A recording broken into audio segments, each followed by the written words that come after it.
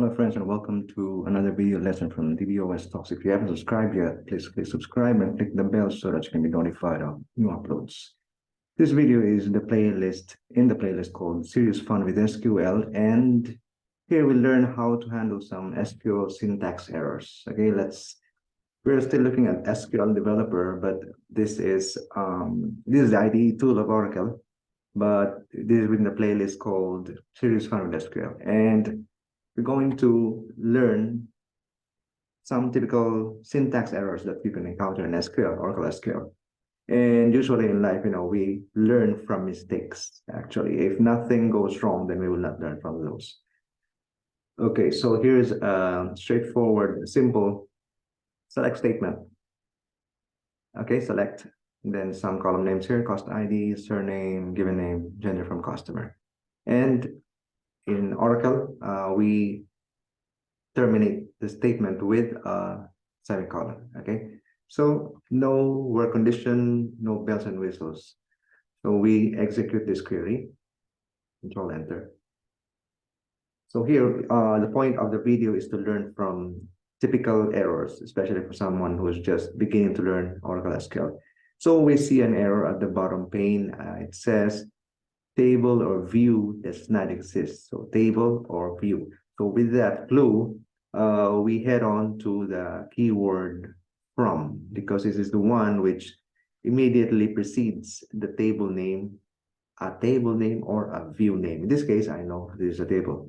So since it's mentioning table or view, then I went straight to from, because it is the keyword that will immediately be followed by a table name or view name, in this case, a table name. So I will examine the table name. Why there's such an error, meaning saying table or view does not exist. So quick look at the table names, and I quickly realized that there is some typo error, a spelling error. The customer table, I have written it with missing letter E.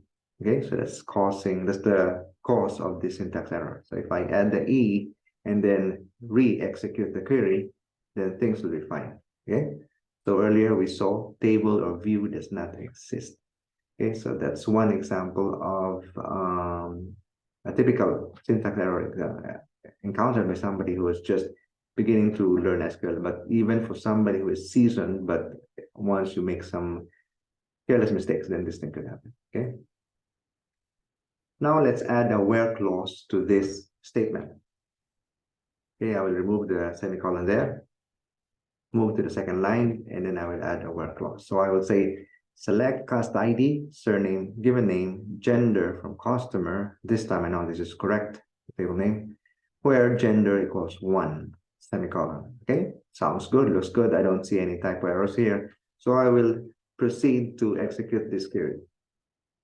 But then I am faced with this new, entirely different error. It says invalid number. So it says, since after seeing this error, you should ask yourself, what is it that has changed from the time you had a successful query and this one? So I know that the only change I did, the most recent one, was I added this line of code here, this work condition. And furthermore, it is saying invalid number. So I will look for the number it is complaining. It is complaining about this number 1. But why? It is a proper number. It's a 1.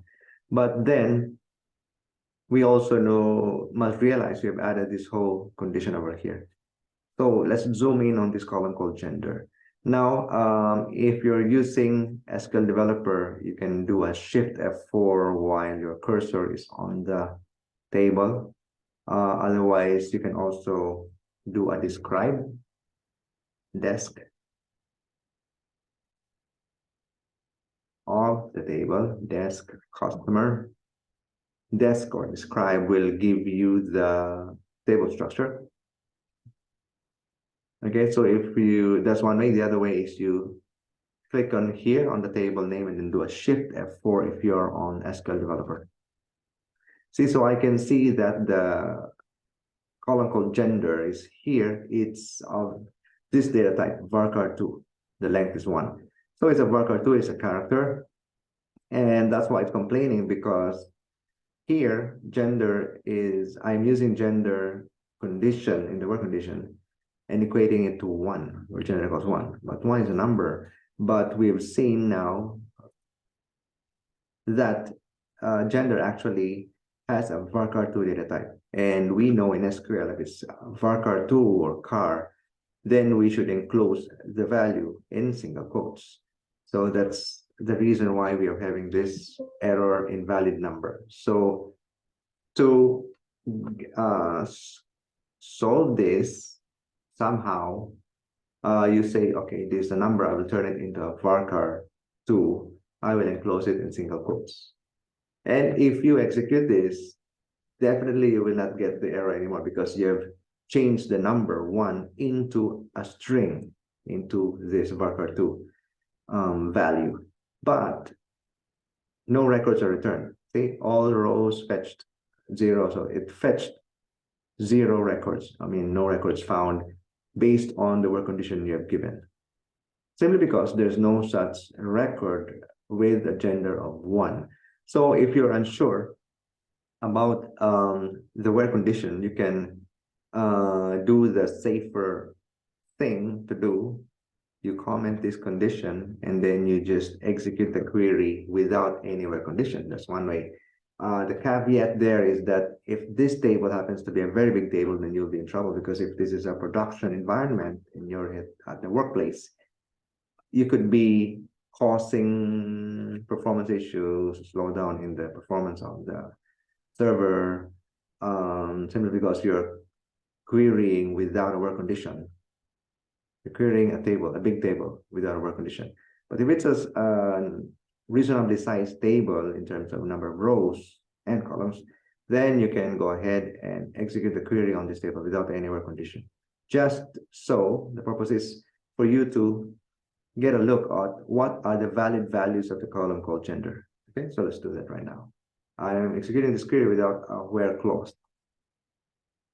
Okay, so if I look at the values of gender here, I can see that the values are M and F.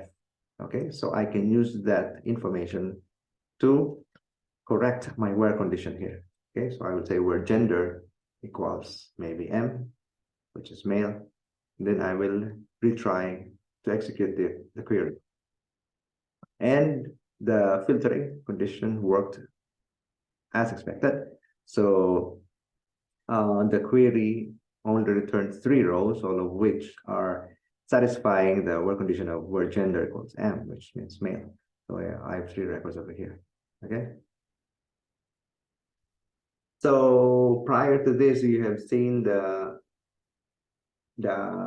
we have seen the error invalid number. Okay, and then we fixed that, turned the condition into a string, a varchar2, but we just enclosed the number 1 into quotes, and what happened was no records were found. And then the next thing we did, last thing we did, the most recent one, was to have a look at what are the valid values of this gender column, and then used one of those values in this work condition. That's why we're at this point now.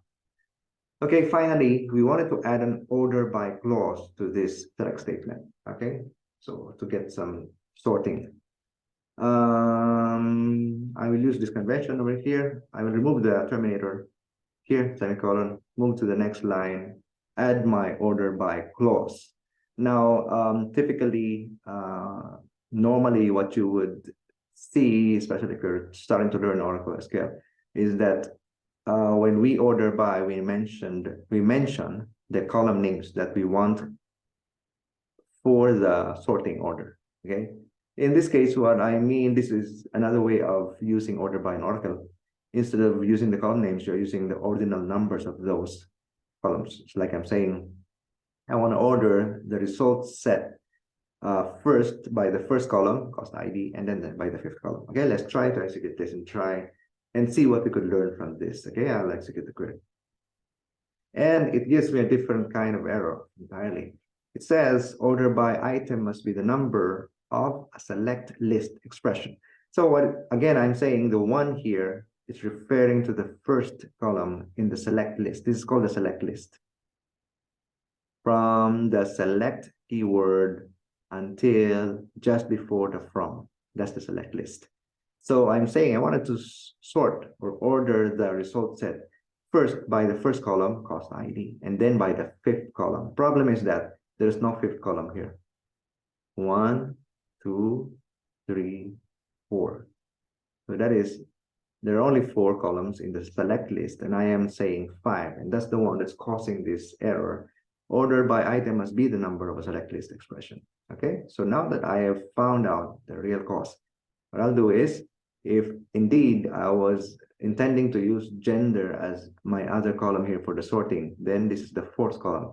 1, 2, 3, 4. I will replace the 5 with a 4 and then re-execute the query. Sure enough, it gives me what I need. Okay, so we have the work condition, gender equals male, it's all male over here. And then the sorting of the result set is by first according to the customer ID, 567, that's nice. And then according to the gender, although it happens to be all of them are male. Okay, so there you have it. We have seen a couple of examples of what are the typical errors we could encounter, especially for someone who's just starting to learn Oracle SQL. And for anybody in any kind of line of work, we actually learn from mistakes. And this is one good example of such,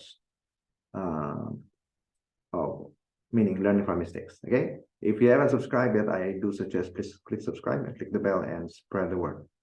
Okay, I hope to see you in the next video.